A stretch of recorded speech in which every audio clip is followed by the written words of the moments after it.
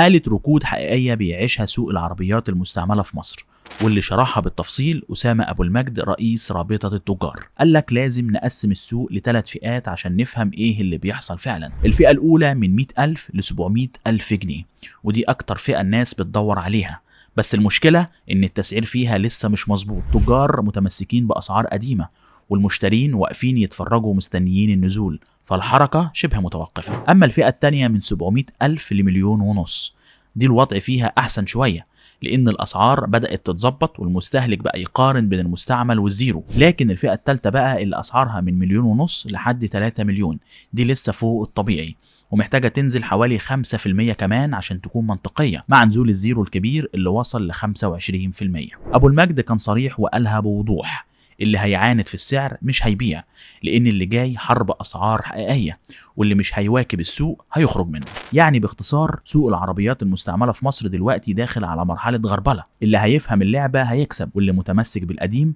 هيفضل يتفرج على عربيته وهي مركونة.